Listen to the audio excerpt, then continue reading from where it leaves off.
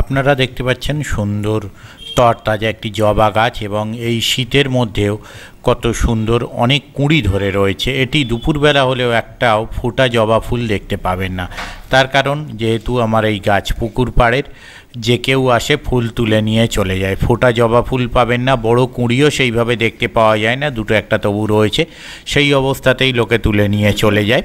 এই গাছটিতে কয়েকদিন আগে আপনাদের দেখিয়েছিলাম যে এখানে যথেষ্ট ফাঙ্গাস এবং জাব পোকার আক্রমণ হয়েছে, যেহেতু আশপাশে শিম ক্ষেত বা অন্যান্য চাষের ক্ষেত রয়েছে পাশে, সেখান থেকে ফাঙ্গাস এবং জাব পোকা ধরেছিল।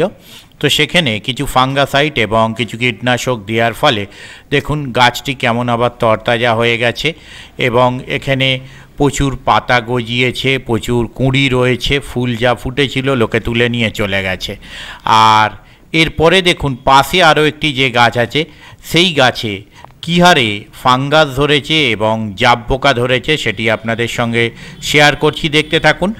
এর আগে কি দেয়া হয়েছে আমি আপনাদের সঙ্গে শেয়ার করেছিলাম, তাতে গাছটি এই পরিস্থিতি দাঁড়িয়েছিল, আর বর্তমানে যেটাই দেয়া হয়নি তার পরিস্থিতি আপনারা দেখুন। লঙ্কা যাওয়ার ওখানে গিয়ে চুপ করে খাচ্ছি, আর বুড়িটা পিছন থেকে এসে ওই করেছে, আর যে যা লাভ, বাপরে সেটা মনে পড়ে সব। আপনি বললেন বলে মনে পড়ছে, ফোকাসটা নিচ্ছে না। ওই পোকাটা, হ্যাঁ ওই পোকাটার জন্যই নিচ্ছি। আর সাদা পোকাটা, এটা তো ওদের জাব পোকা বলে।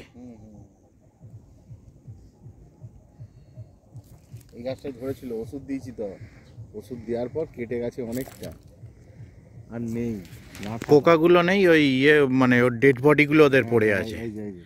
বলছি তো ওদের ডেড বডিগুলো পড়ে আছে। এইটা আছে একটা।